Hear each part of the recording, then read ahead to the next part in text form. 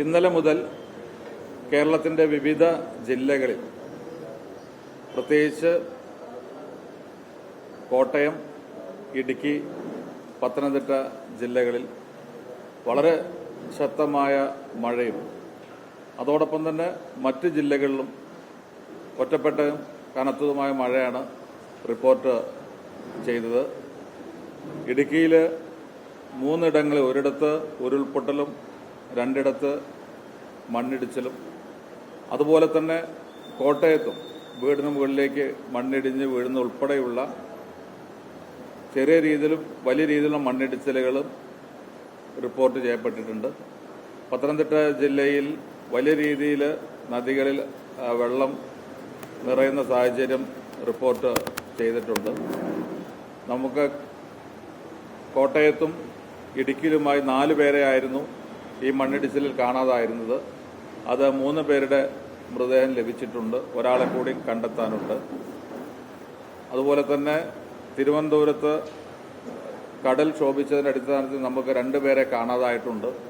അവർക്ക് വേണ്ടിയുള്ള തെരച്ചിൽ തുടരുകയാണ്. ശക്തമായ മഴയാണ് പല ഭാഗങ്ങളിലും, പ്രതീക്ഷിച്ചതിനേക്കാൾ കൂടുതൽ വലിയ മഴയാണ് ഈ ജില്ലകളിലൊക്കെ തന്നെ ലഭിച്ചത്. 24 മണിക്കൂറിനുള്ളിൽ വലിയ രീതിയിലുള്ള അളവിലുള്ള മഴയാണ് പലയിടത്തും, പ്രത്യേകിച്ച് പത്തനംതിട്ട, കോട്ടയം ഭാഗങ്ങളിൽ ലഭിച്ചത്. റാന്നി, നേര്യമംഗലം 200 mm ആണ് മഴ റിപ്പോർട്ട് ചെയ്തത്. 200 mm മുകളിൽ 357 വരെ അത്തിക്കയം, വടശ്ശേരിക്കര, അതുപോലെ തന്നെ തെക്കേക്കര ടൗൺ തുടങ്ങിയ സ്ഥലങ്ങളിലൊക്കെ വലിയ രീതിയിലുള്ള മഴയാണ് റിപ്പോർട്ട് ചെയ്തിട്ടുള്ളത്. വീടുകൾ ചില സ്ഥലങ്ങളിലൊക്കെ തകർന്നതായിട്ട് റിപ്പോർട്ടുണ്ട്. പല സ്ഥലങ്ങളിലും ഗതാഗതം തടസ്സപ്പെട്ടിട്ടുണ്ട്. ഇത്തരം കാര്യങ്ങളാണ് ഇത് റിപ്പോർട്ട് ചെയ്യപ്പെട്ടിട്ടുള്ളത്. എല്ലാ കാര്യങ്ങളും രാത്രി 2 മണിക്കും 3 മണിക്കും ഇടയിലാണ്, 2:30ക്കും 3 മണിക്ക് ഇടയിലാണ് ഇടുക്കി ഉൾപ്പെടെയുള്ള സ്ഥലങ്ങളിൽ മണ്ണിടിച്ചിലും ഉരുൾപൊട്ടലുമൊക്കെ ഉണ്ടായിട്ടുള്ളത്. സംഭവം അറിഞ്ഞ ഉടനെ തന്നെ റവന്യൂ ഉദ്യോഗസ്ഥന്മാരും പോലീസും നാട്ടുകാരും ഒക്കെ തന്നെ സംഭവ സ്ഥലത്തെത്തി എത്രയും പെട്ടെന്ന് രക്ഷാപ്രവർത്തനങ്ങൾക്ക് തുടക്കം കുറിച്ചിട്ടുണ്ട്. വെള്ളം കയറിയടുത്തൊക്കെ ഫയർഫോഴ്സിന്റെ ബോട്ടുകളും, പത്തനംതിട്ടയിൽ അല്ലാത്തിടത്ത് കൊല്ലത്തുനിന്ന് പ്രത്യേക ബോട്ട് കൊണ്ടുവരുന്നതിന് വേണ്ട സംവിധാനങ്ങളുമൊക്കെ ഒരുക്കിയിട്ടുണ്ട്. നിയന്ത്രണ വിധേയമാണ്. ഇത്തരം കാര്യങ്ങളിലൊക്കെ സാധാരണ ഇത്തരം പ്രതിക്ഷോഭങ്ങൾ ഉണ്ടാകുമ്പോൾ അത് നമ്മൾ നേരിടുന്ന രീതിയിൽ തന്നെ ശക്തമായ നടപടികൾ എല്ലായിടത്തും ഉണ്ടായിട്ടുണ്ട്. എല്ലായിടത്തും സുരക്ഷാ സംവിധാനം നല്ല രീതിയിൽ നടക്കുന്നു. ജില്ലയിൽ പ്രത്യേകിച്ച് കോട്ടയം, ഇടുക്കി, ആലപ്പുഴ, പത്തനംതിട്ട ജില്ലകളിൽ ഇതിനകം ക്യാമ്പുകൾ ആരംഭിച്ചു കഴിഞ്ഞു. ഇനിയും ആവശ്യമായ സ്ഥലങ്ങളിൽ മഴ തുടരുന്ന സാഹചര്യത്തിൽ കാലാവസ്ഥാ പ്രവചനം എന്ന് പറയുന്നത് ഇനി മുതൽ ഇന്ന് താരതമ്യേന തെക്കൻ ജില്ലകളിൽ മഴ കുറയാനാണ് സാധ്യത. 12 മണിയോടുകൂടി മഴയുടെ ശക്തി കുറയുമെന്നാണ് നമുക്ക് ലഭിച്ചിട്ടുള്ള റിപ്പോർട്ട്. അങ്ങനെ വന്നാൽ പോലും മുന്നൊരുക്കം എന്നുള്ള നിലയ്ക്ക് അപകട സാധ്യതയുള്ള മേഖലകളിൽ നിന്ന് ആളുകളെ മാറ്റി താമസിപ്പിക്കുവാനും ക്യാമ്പുകളിലേക്ക് മാറ്റുവാനുമുള്ള നിർദ്ദേശം നൽകിയിട്ടുണ്ട്. ഇടുക്കി, കോട്ടയം സ്ഥലങ്ങളിലുണ്ടായ മണ്ണിടിച്ചിലുമായി ബന്ധപ്പെട്ട് മുഖ്യമന്ത്രിയുടെ നിർദ്ദേശപ്രകാരം അനൂപ് ജേക്കബ്, സിവിൽ സപ്ലൈസ് വകുപ്പ് മന്ത്രി ശ്രീ അനൂപ് ജേക്കബ് അതിനെ ചുമതലപ്പെടുത്തിയിട്ടുണ്ട്. മുഖ്യമന്ത്രി നേരിട്ട് അദ്ദേഹത്തെ വിളിച്ച് ഈ സ്ഥലങ്ങളിലൊക്കെ പോകുവാനുള്ള നിർദ്ദേശം നൽകിയിട്ടുണ്ട്. മുഖ്യമന്ത്രി തന്നെ എല്ലാ കാര്യങ്ങളും നമുക്ക് ആവശ്യമായ എല്ലാ സൗകര്യങ്ങളും ഫോഴ്സിന് ഉൾപ്പെടെ കോട്ടയം ജില്ലയിൽ NDRFന്റെ ഫോഴ്സ് വേണം എന്ന് ആവശ്യപ്പെട്ടിരുന്നു. അത് മുഖ്യമന്ത്രി നേരിട്ട് ഫോഴ്സ് അയച്ചു കൊടുക്കാനുള്ള നിർദ്ദേശം നൽകിയിട്ടുണ്ട്. പൊതുവെ എല്ലായിടത്തും വളരെ മഴയുടെ തോത് കുറയുന്നതാണെങ്കിൽ പോലും ശക്തമായ രീതിയിൽ തന്നെ മുന്നൊരുക്കങ്ങളും അപകടങ്ങൾ കുറയ്ക്കാനുള്ള നിർദ്ദേശവും തെക്കൻ ജില്ലകളിൽ നൽകിയിട്ടുണ്ട്.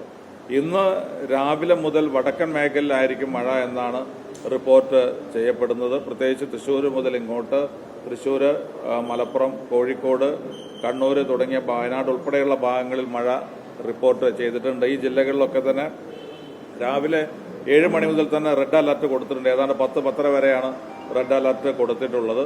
ബാക്കിയുള്ള സമയങ്ങളിലും മഴ ഇടവിട്ടുള്ള മഴ ഉണ്ടാകുന്നത് മാത്രമല്ല 50 കിലോമീറ്റർ വേഗതയിലുള്ള കാറ്റുകൂടി ഉണ്ടാവാനുള്ള സാധ്യതയാണ് പ്രവചനമുള്ളത്. അപ്പോൾ അതുകൊണ്ടൊക്കെ മുൻകൂട്ടിയുള്ള മുന്നൊരുക്കങ്ങൾ എല്ലായിടത്തും നടത്തിയിട്ടുണ്ട്. 2 ദിവസം മുമ്പ് തന്നെ 5 ദിവസം മഴയുണ്ടാകുമെന്നുള്ള വിവരം ലഭ്യമായതിനെ തുടർന്ന് ജില്ലാ കളക്ടേഴ്സിൻ്റെ മീറ്റിംഗ് റവന്യൂ വകുപ്പ് ഉദ്യോഗസ്ഥന്മാർ റവന്യൂ സെക്രട്ടറി നേരിട്ട് തന്നെ വിളിക്കുകയും വേണ്ട നിർദ്ദേശങ്ങൾ നൽകുകയും ചെയ്തിട്ടുണ്ട്.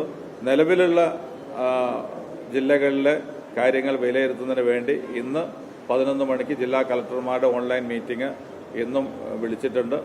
പൊതുവെ മഴ ശക്തമായതിനെ തുടർന്നുണ്ടായിട്ടുള്ള ഒറ്റപ്പെട്ടതാണെങ്കിലും ഈ അപകടങ്ങളെ വളരെ ഗൗരവത്തോടു കൂടി തന്നെ ഗവൺമെന്റ് കാണുകയാണ്. കൂടുതൽ അപകടങ്ങൾ ഇല്ലാതിരിക്കുന്നതിന് വേണ്ടിയുള്ള എല്ലാ മുന്നൊരുക്കങ്ങളും നടത്തിയിട്ടുണ്ട്. മലപ്പുറം ജില്ലയിൽ ഉൾപ്പെടെയുള്ള പല ഭാഗങ്ങളിലും ചില രീതിയിലുള്ള മണ്ണിടിച്ചിൽ, ചെറിയ രീതിയിലുള്ള മണ്ണിടിച്ചിലും റോഡിലേക്ക് വീണ് ഗതാഗത തടസ്സം വരെ ഉണ്ടായ സാഹചര്യം ഉണ്ടായിട്ടുണ്ട്. മലപ്പുറത്ത് കോടൂര് നൂറാടി പാലത്തിനടുത്ത് തന്നെ ചെറിയ രീതിയിലുള്ള മണ്ണിടിച്ചിലുണ്ടായിരുന്നു. ഗതാഗതം തടസ്സപ്പെട്ടിരുന്നു. അത് നീക്കം ചെയ്ത് നല്ല രീതിയിൽ മുന്നോട്ട് പോകാനുള്ള സംവിധാനം ഒരുക്കിയിട്ടുണ്ട്. പ്രധാനമായും ഗതാഗത കുരുക്കാണ് വളരെ പല ഭാഗങ്ങളും ഉണ്ടായത്. അത് വളരെ പെട്ടെന്ന് തന്നെ ഗതാഗത കുരുക്ക് മാറ്റുന്നതിന് വേണ്ടി, തടസ്സങ്ങൾ മാറ്റുന്നതിന് വേണ്ടി റോഡിലേക്ക് വന്ന മണ്ണ് നീക്കം ചെയ്ത് ഗതാഗതം പൂർവ്വസ്ഥിതിയിലാക്കുന്നതിന് വേണ്ടിയുള്ള നിർദ്ദേശം എല്ലായിടത്തും കൊടുത്തിട്ടുണ്ട്. പൊതുവെ മഴ വളരെ ശക്തമായ രീതിയിൽ വന്നതിന്റെ അടിസ്ഥാനത്തിലുള്ള പ്രയാസങ്ങൾ കേരളത്തിന്റെ വിവിധ ജില്ലകളിൽ ഇതുവരെ റിപ്പോർട്ട് ചെയ്തിട്ടുണ്ട്.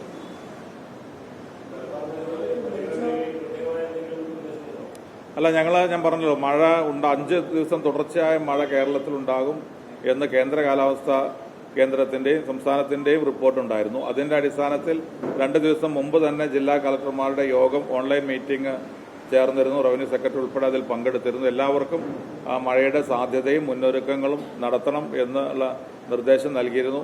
സ്വാഭാവികമായും ഡിസാസ്റ്റർ മാനേജ്മെന്റ് യോഗങ്ങൾ നേരത്തെ മുഖ്യമന്ത്രി തന്നെ വിളിച്ചു ചേർത്തിരുന്നു. അതിന്റെ ഭാഗമായി മഴയുടെ മൺസൂൺ സ്റ്റാർട്ട് ചെയ്യുമ്പോൾ തന്നെ എല്ലാ രീതിയിലുമുള്ള തയ്യാറെടുപ്പ് നമ്മൾ നടത്തിയിരുന്നു. എങ്കിൽ പോലും ഈ 5 ദിവസം മഴ മുന്നിൽ കണ്ടുകൊണ്ട് നമ്മൾ വീണ്ടും യോഗം ചേർന്ന് എല്ലാ ജില്ലാ കളക്ടേഴ്സിനും വിവരം നൽകിയിരുന്നു. ക്യാമ്പുകൾ ആരംഭിക്കാനുള്ള നിർദ്ദേശം തഹസിൽദാർമാർക്ക് നൽകിയിരുന്നു. വില്ലേജ് ഓഫീസർമാർക്ക് അതുമായി ബന്ധപ്പെട്ട് ഏത് സമയത്തും ക്യാമ്പ് ആരംഭിക്കേണ്ടി വന്നു കഴിഞ്ഞാൽ അതിനുള്ള തയ്യാറെടുപ്പ് ഉണ്ടാകണം എന്ന് പറഞ്ഞിരുന്നു. അതുകൊണ്ട് തന്നെ ഇന്ന് രാവിലെ മുതൽ തന്നെ, മഴ തുടങ്ങിയ മുതൽ തന്നെ ക്യാമ്പുകൾ പെട്ടെന്ന് നമുക്ക് പത്തനംതിട്ടയും കോട്ടയത്തും ഇടുക്കിയും ആലപ്പുഴയും ഉൾപ്പെടെ നമുക്ക് ആരംഭിക്കാൻ കഴിഞ്ഞത് അത്തരത്തിലുള്ള മുന്നൊരുക്കങ്ങൾ നേരത്തെ നടത്തിയതുകൊണ്ടാണ്. ഇന്നും നമ്മൾ ആ രീതിയിൽ കാര്യങ്ങൾ, എവിടെയാണോ ക്യാമ്പുകൾ ആവശ്യമുള്ളത്, എവിടെയാണോ ആളുകളെ സുരക്ഷിത കേന്ദ്രങ്ങളിലേക്ക് മാറ്റി പാർപ്പിക്കേണ്ടത്, അവരെ മാറ്റി പാർപ്പിക്കാനുള്ള നടപടികൾ എടുത്തിട്ടുണ്ട്, നിർദ്ദേശം നൽകിയിട്ടുണ്ട്.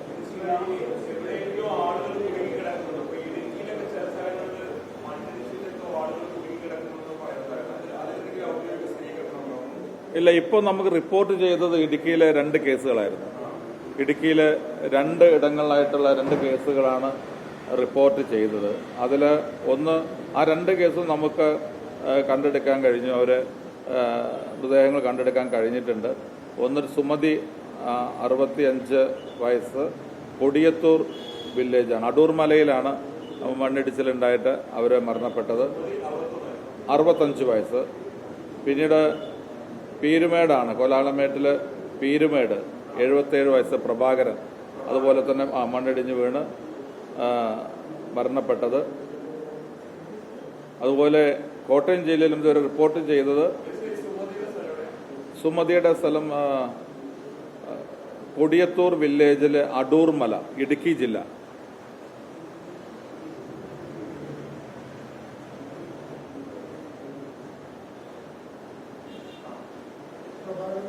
നമ്മളെ പ്രഭാകരൻ പീരുമേട്, കോലാൽമേട് 77 വയസ്സ്.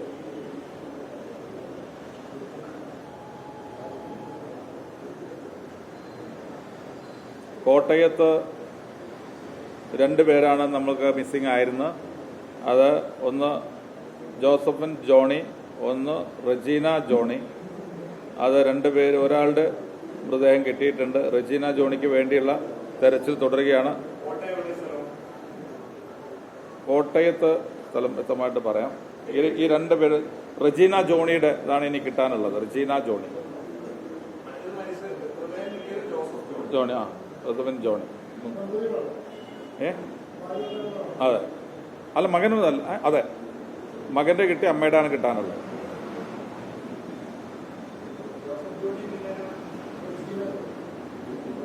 റജീന ജോണി.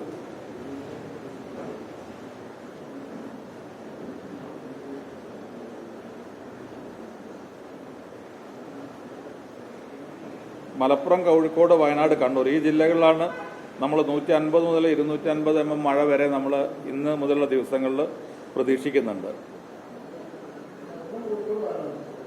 മലപ്പുറം, കോഴിക്കോട്, വയനാട്, കണ്ണൂർ.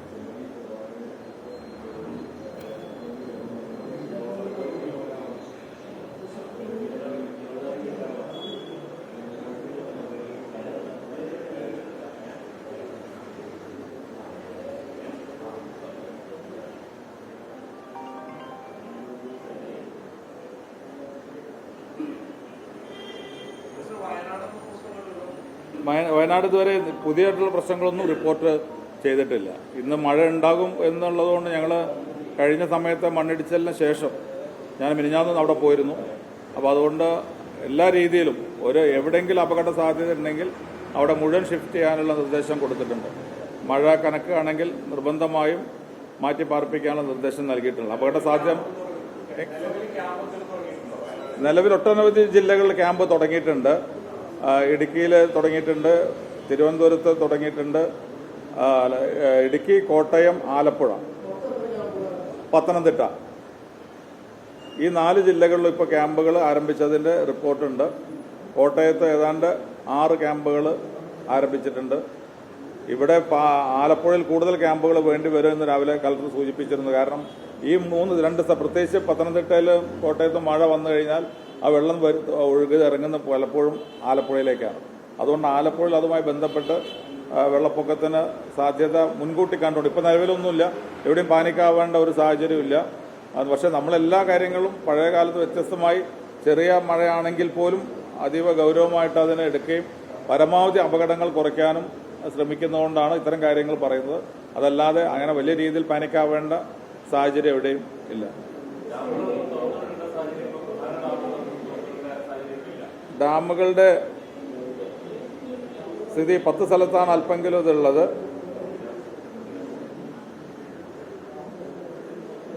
നിലവിൽ 10 ഡാമുകളാണ് തുറന്നിട്ടുള്ളത്. തിരുവനന്തപുരത്ത് അരുവിക്കര, പത്തനംതിട്ട മൂഴിയാറ്, ഇടുക്കി മലങ്കര ലോവർ പെരിയാർ കല്ലാർകുട്ടി, എറണാകുളത്ത് ഭൂതത്താൻകെട്ട്, തൃശ്ശൂരിൽ പൂമല, പാലക്കാട് മംഗലം ഡാം, വയനാട് കാരാപ്പുഴ, കണ്ണൂർ പഴശ്ശി. ഇന്ന് തുറക്കാൻ തീരുമാനിച്ചിട്ടുള്ളത് 10 ഇത് നിലവിൽ തുറന്നിട്ടുണ്ട്. ഇനി തുറക്കാൻ തീരുമാനിച്ചിട്ടുള്ള നെയ്യാർ ഡാമും അതുപോലെ തന്നെ മംഗലം ഡാമും തുറക്കാൻ തീരുമാനിച്ചിട്ടുണ്ട്. വെള്ളത്തിൻ്റെ തോതനുസരിച്ച് അത് തുറക്കും. ഇത് രണ്ടാണുള്ളത്. പിന്നെ പൊന്മുടി റോഡിലും അതുപോലെ തന്നെ കല്ലാർ, മങ്കയം ഇക്കോ ടൂറിസം സെൻ്ററുകളും താൽക്കാലികമായിട്ട് അടയ്ക്കാനുള്ള നിർദ്ദേശം നൽകിയിട്ടുണ്ട്. DFO അത് ആ ഏരിയ ഫോറസ്റ്റിൻ്റെ കീഴിലുള്ളതാണ്, ആ നിർദ്ദേശം കൊടുത്തിട്ടുണ്ട്. എങ്ങനെ എവിടെ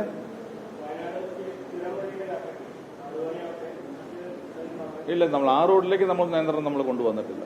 നമ്മൾ ചൂരൽമല ഭാഗങ്ങളിലേക്ക് നിയന്ത്രണം, പ്രത്യേകിച്ച് മണ്ണിടിച്ചിൽ നടന്ന സ്ഥലത്ത് അവിടുന്ന് അങ്ങോട്ടാണ് ചൂരൽമല, അതുപോലെ മുണ്ടക്കൈ, ഒരുപാട് 2-3 വാർഡുകളുടെ പ്രദേശങ്ങളുണ്ട്. അവിടേക്കുള്ള റൂട്ടിനകത്ത് നമ്മൾ നിയന്ത്രണങ്ങൾ കൊണ്ടുവരാനുള്ള തീരുമാനം എടുത്തിട്ടുണ്ട്.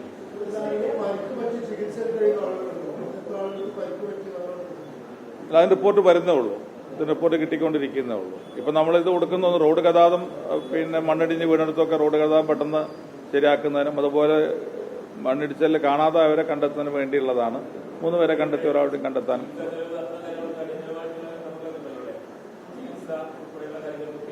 എല്ലാ കാര്യങ്ങളിലും അതിനൊക്കെ സിസ്റ്റം എല്ലായിടത്തും ഉണ്ട്. നമ്മളെല്ലാ പഞ്ചായത്തിലെ ലോക്കൽ സെൽഫ് ഗവൺമെന്റിന്റെ ആളുകളും അതുപോലെ റവന്യൂവിന്റെ ആളുകളൊക്കെ വളരെ സജീവമായിട്ട് രംഗത്തുണ്ട്. പോലീസും ഫയർഫോഴ്സും NDRFന്റെ പുതിയ ടീം കോട്ടയത്തേക്ക് വേണമെന്ന് പറഞ്ഞിട്ടുണ്ട്. അത് മുഖ്യമന്ത്രി അങ്ങോട്ട് NDRF ടീമിന് അയക്കാനുള്ള നിർദ്ദേശം കൊടുത്തിട്ടുണ്ട്. അതുപോലെ തന്നെ എന്താണോ ആവശ്യമായ കാര്യങ്ങൾ എന്നുള്ളത് റിപ്പോർട്ട് ചെയ്യാൻ കളക്ടർമാരോട് പറഞ്ഞിട്ടുണ്ട്. അത്തരം കാര്യങ്ങളുടെ അഭാവം കൊണ്ട് സുരക്ഷാ പ്രവർത്തനങ്ങളിൽ മാറ്റങ്ങൾ ഒരു കുഴപ്പമുണ്ടാവരുത് എന്ന് പറഞ്ഞിട്ട് നിർദ്ദേശം നൽകിയിട്ടുണ്ട്.